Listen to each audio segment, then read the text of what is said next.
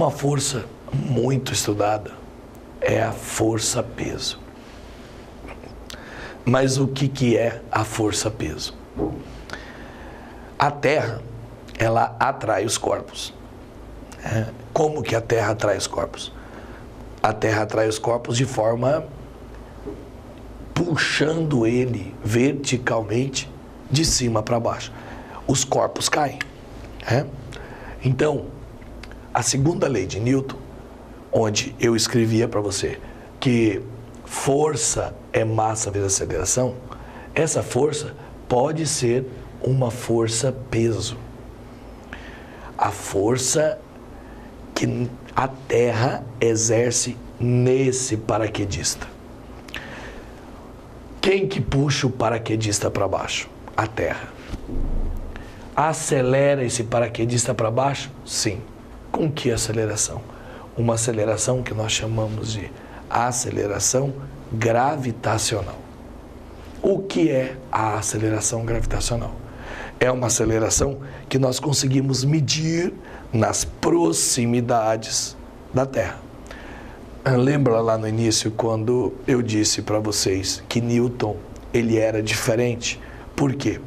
Até Newton, como por exemplo Torricelli, Galileu, eles estudavam os corpos em queda, mas buscar o elemento causador dessa queda e explicar por que que o paraquedista cai, por que que a maçã caiu e acertou Newton. Então Newton diz que a Terra atrai os corpos. A Terra atrai os corpos diretamente proporcional à massa. O que é uma coisa diretamente proporcional? A força que a Terra atrai é diretamente proporcional à massa do corpo. Ou seja, quanto mais massa tem o corpo, maior é a força que a Terra faz puxando os corpos. Lá atrás, eu já havia dito para vocês que a inércia está diretamente ligada à massa. Agora, estou apresentando outro conceito. O peso de um corpo, peso é uma força. Força-peso é o produto da massa do corpo vezes a aceleração da gravidade. Veja, esse valor aqui chamado G, na Terra, ele vale alguma coisa por volta de 9,81. Para efeito de cálculo, nós adotamos 10, fica mais perto. Mas, por exemplo, lá em Marte, a aceleração gravitacional do planeta Marte é bem menor, 3 e pouco. E em Júpiter é muito maior, 20 e tanto. Então veja, se eu aumento esse valor de G, eu aumento o valor daquilo que nós chamamos de força-peso. Ou seja, o mesmo corpo na Terra e em Marte tem peso diferente, porque peso é a força de interação do corpo com o planeta. Planeta Terra interage de um jeito, planeta Marte interage de outro jeito. Lá em Marte, você calcularia o peso multiplicando a massa do corpo pelo valor da gravidade, da aceleração gravitacional, que a gente chama de gravidade, de Marte. Na Terra, você multiplicaria a massa do corpo vezes a aceleração gravitacional da Terra. Então tem uma pequena diferença. Todos vão ser puxados para baixo. O pessoal confunde muito campo gravitacional, que é o G, com atmosfera. Lá na Lua tem um G muito pequenininho, 1,6. O que não tem na Lua é uma atmosfera que nem a nossa. Nós podemos até dizer que a atmosfera da Lua é praticamente nula. A atmosfera é o ar, gera pressão atmosférica. Tem vento, tem ar, tem um monte de partículas de suspensão. Lá não tem tudo isso. Mesma coisa em Marte. A pressão atmosférica em Marte é quase zero, mas tem campo gravitacional. Terceira lei de Newton. Veja, já falei da primeira, que é a inércia. Falamos da segunda, que é o princípio fundamental da dinâmica, que relaciona a força com uma aceleração. E Newton, para explicar a existência dessa força que a Terra atrai os corpos, ele diz: nenhuma força aparece sozinha. As forças sempre aparecem aos pares. Como assim aos pares? Se a Terra puxava o corpo para ele descer, este mesmo corpo puxava a Terra para ela subir. Para toda ação existe uma reação de mesmo tamanho. Tamanho na física é intensidade, magnitude, módulo, mesmo tamanho. Na mesma direção, porém em sentido oposto. Vejam os exemplos. O cara vai bater com o pé na bola, chutar a bola. A força que o pé dele faz na bola, a bola fará no pé. Veja, o pé faz uma força na bola, a bola faz uma força no pé. Ação e reação são forças de mesma magnitude, mesmo tamanho, só que elas estão aplicadas em corpos distintos. Pé na bola, bola no pé. Veja que foto interessante. A bola ao acertar o rosto. Veja o que uma força faz. A força, ela deforma um corpo. Isso aqui é uma foto tirada como se fosse uma super câmera lenta. Então, o exato momento da colisão da bola com o rosto. Mas Fred, a bola está furada. Olha, a bola amassou toda. Ela está furada. Não, ela não está furada. Isso era um lance de jogo. É que os nossos olhos não conseguem captar essa velocidade que isso acontece. Só uma super câmera. Imagine uma câmera que tira 1000 fotos em 1 segundo. Uma foto dessas de 1000 que saíram no segundo mostrou isso aqui, essa super deformação. Então, a bola fez força no rosto do rapaz. O rapaz fez o mesmo tamanho de força na bola. Ação e reação é assim. As forças de reação podem ser equilibradas? Jamais. Nunca. Por quê? Porque elas sempre estão em corpos distintos. Imagine uma luta de boxe. Fisicamente falando, a força que o A fez no queixo do B, o B fez com o queixo na mão do A. Aí você fala assim, para! Fisicamente, essa luta terminaria empatada. Como? O cara está tomando um murro no queixo. Para toda ação, existe uma reação. De mesmo tamanho, eu estou dizendo que a força com que a mão atingiu o queixo fez na mão do cara.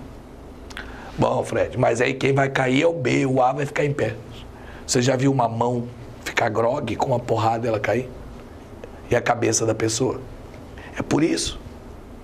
Mas a troca de forças existiu. Os efeitos produzidos pela ação e reação serão os mesmos? Não. Óbvio que não. O efeito produzido pode ser diferente. Depende da resistência. O cara pode falar, ai, minha mão. O outro toma uma porrada dessa no queixo e também não cai. Mas a força feita pela mão no queixo é do mesmo tamanho que a força que o queixo fez na mão. Olha só, o indivíduo B reagiu sobre o A, o mesmo tamanho de força. O queixo de B fez uma força em A. Então, olha só, sim, não existe ação sem uma correspondente reação. Não existem forças sozinhas na natureza. Para eu andar, eu empurro o chão para trás e o chão me empurra para frente. Eu puxo esse aparelho para cima, a terra puxa ele para baixo. É uma ação e reação? Não, não é. Nunca será. Guarde uma coisa. A terra puxa os corpos para baixo. O corpo puxa a terra para cima. Todos nós somos puxados para baixo pela terra, chama força-peso. A reação a isso, todos nós puxamos a terra para cima. A minha mão encosta nisso, empurra ele para cima. Ele encosta na minha mão e empurra a minha mão para baixo. Ação e reação. Se uma força for de campo, campo é porque não precisa encostar. A terra não precisa encostar nisso para puxar ele para baixo. Mas a minha mão precisa encostar para segurar. A minha mão faz uma força de contato. A minha mão empurra esse aparelho para cima. Este aparelho empurra a minha mão para baixo. Isso é um par de ação e reação. A terra puxa esse aparelho para baixo. A terra puxa. Ele puxa a terra lá no centro da terra para cima.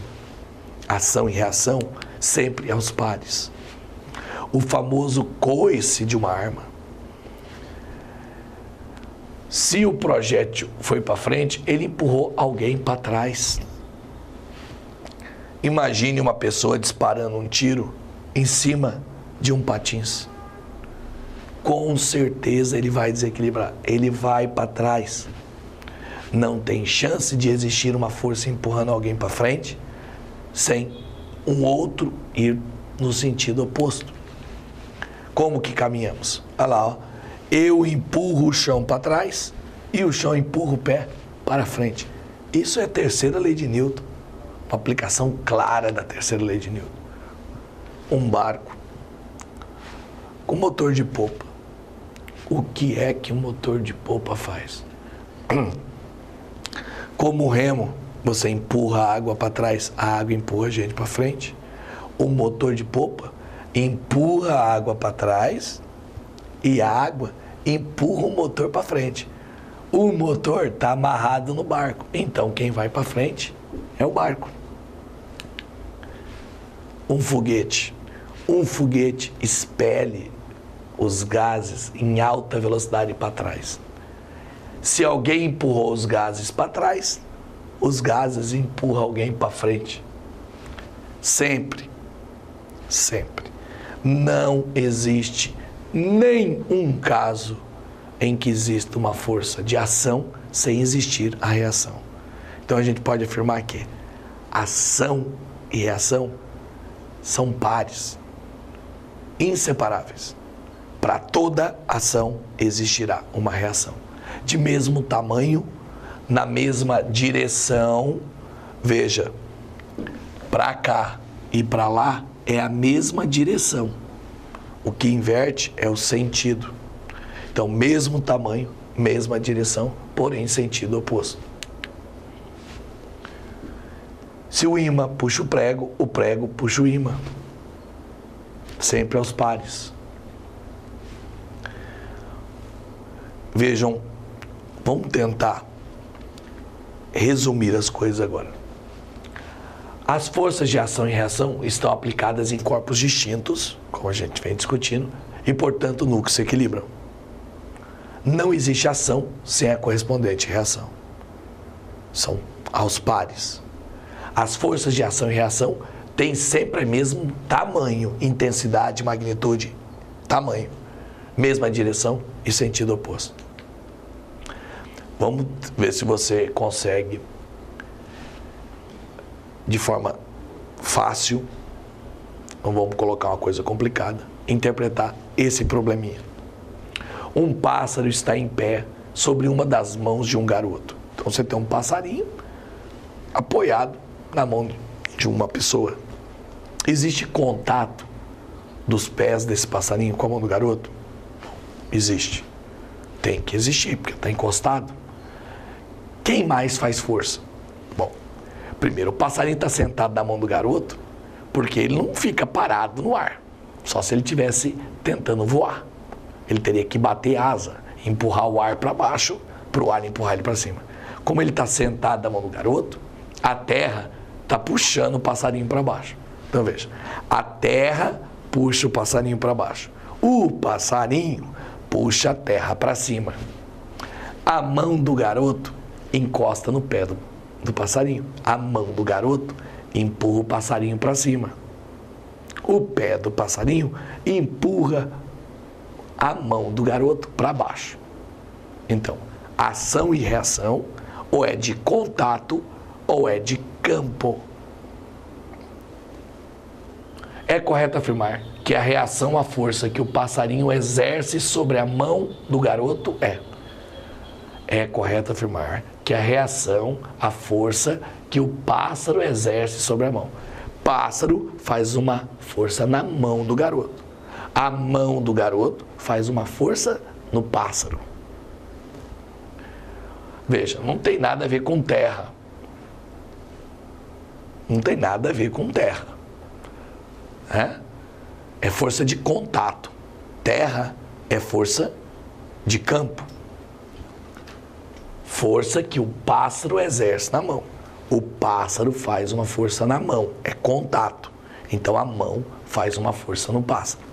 Então não tem nada a ver com a terra. Do pássaro sobre a mão do garoto, essa é a que ele fez, ó. Já é a reação sobre a força que o pássaro faz sobre a mão. Então não pode ser também. A mão do garoto sobre o pássaro. Pássaro na mão, mão no pássaro. Então, só pode ser a letra E. Olha como que eu escrevo para você. Ação e reação são forças de mesma interação. No caso, a interação entre o pé do pássaro e a mão do garoto. Assim, ação, força, pé do pássaro sobre a mão. Pé sobre a mão. Reação, força da mão sobre o pé do pássaro. Então, só podia ser letra E. O que o pessoal confunde? Acha que quando você desenha o passarinho, aí você coloca a força peso no passarinho, porque a terra está puxando o passarinho para baixo. Aí você fala, olha, a força peso equilibra com a normal. Esse é o maior erro que tem. Aquilo que chamam de reação normal é essa força que a mão do garoto está fazendo no passarinho. Normal e peso nunca serão um par de ação e reação. Porque a normal é uma força de contato e peso é uma força de campo. Não dá, não podem ser. Ação e reação, se uma é de campo, a outra também é de campo. Se uma é de contato, a outra obrigatoriamente tem que ser de contato. Aqui, um exercício para que a gente entenda o conceito de força. Um exemplo para entender isso. Eu vou ler para ficar fácil da interpretação. Em muitas tarefas diárias, é preciso arrastar objetos. Você puxa uma mesa, uma cadeira. Isso pode ser mais fácil, mais difícil, nós sabemos disso. Dependendo das forças de atrito entre as superfícies. Como eu falei para vocês do guarda-roupa. Investigando a força necessária para arrastar um bloco sobre uma superfície horizontal, um estudante aplicou ao bloco uma força F e verificou que o bloco ele não mexia. Eu tentei empurrar, ele não mexeu. Nessa situação, é correto afirmar que a força de atrito estático entre o bloco e a superfície de apoio vale quanto? Qual é o módulo? A palavra módulo, intensidade, magnitude, quer dizer tamanho. Por que é que eu escolhi esse exercício? Imagine, você vai lá e fala assim, mãe, hoje eu vou mudar meu guarda-roupa de lugar. Imagina você falando isso. Aí você tenta empurrar o guarda-roupa da tua casa, do teu quarto, e você faz uma força menor que a que faria ele escorregar. Como assim, Fred, menor? É que quando a gente calcula a força de atrito estática, ela é uma força variável. Ela não é uma força constante. Vamos trocar em miúdos. Vamos imaginar que calculando a força de atrito estática do guarda-roupa da tua casa com o chão, você tenha chegado num valor de 1000 newtons. Então a força de atrito do guarda-roupa da tua casa com o chão é 1000 newtons. Nesse momento, que não tem ninguém tentando empurrar o guarda-roupa, essa força de atrito não pode ser 1000, porque a força de atrito é uma força passiva. Ela só aparece para atrapalhar, ela surge contra a tendência de movimento. Como não tem ninguém nesse momento tentando empurrar o teu guarda-roupa na tua casa, não tem força nenhuma. Se você empurrar com 10, ele vai segurar com 1000? Imagina, você faz 10, ele faz 1000, ele passa por cima de você. Aí você chega lá, mãe, fui atropelado pelo meu guarda-roupa. A força de atrito, ela é passiva. Se você empurra com 10, ela segura com 10. Mas e o 1000, professor, que você falou que deu a conta? 1000 é o limite. Se você empurrar com 500, não arrasta, ele segura com 500. Se você empurrar com 700, não arrasta, segura com 700. O limite é 1000. Se você empurrar com 1000, é o máximo que ele segura.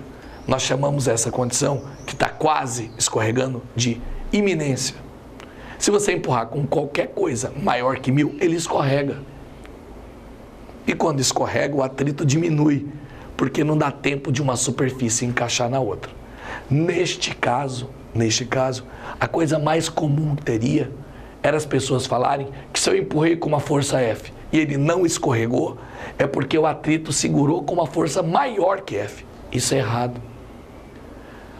O tamanho da força de atrito é F, porque o guarda-roupa, a caixa, a mesa, o que você tentou empurrar, não saiu da condição repouso. Se não saiu da condição repouso, não teve força resultante. Empurrei com F, ele segura com F. Se o bloco não acelera, é porque a resultante das forças sobre ele é nula. Ou seja, se eu empurrava com uma força F, o atrito é igual a F também. Só pode ser letra A, não é maior. A força não tem nada a ver com peso. Quem não está deixando o objeto ser arrastado é a força de atrito, é a força que surge atrapalhando. Outro clássico é uma charge que mostra, né, uma pessoa deitada, meio que deitada, sentada no banco de um carro, está sem o cinto de segurança. Por que que é obrigatório o uso do cinto de segurança? Porque se esse indivíduo que está dirigindo o carro frear bruscamente, se esse cara não está amarrado, vamos imaginar que o carro estivesse indo a 30 km por hora e ele para bruscamente. Quem não está amarrado no carro continua indo a 30. Ou seja, ele vai colidir com alguma coisa, vidro, aí aparece outro pedacinho, aí o cara fala, você morreu de quê? Aí o cara fala, inércia. Nós entendemos? Sim. Inércia é a tendência que o corpo possui em manter sua velocidade. Ao analisar a situação representada na tirinha acima, quando o motorista freia subitamente, o passageiro mantém-se em repouso? Não, né? Tende a continuar em movimento e colide contra o para-brisa. É bem provável. É empurrado para frente pela inércia? Empurrado? Inércia empurra alguém? Inércia não é a força. Inércia é a tendência de continuar. Então, essa letra C, ela quer te enganar. Quer falar que inércia é uma força. E não é. Permanece junto ao banco do veículo? Por inércia? Não. Por inércia, ele não permanece. Ele tende a continuar seu movimento. Então, né, letra B, inércia é a propriedade de todos os corpos em tender a continuar com seu estado de movimento. Espero ter ajudado vocês. Até o nosso próximo encontro.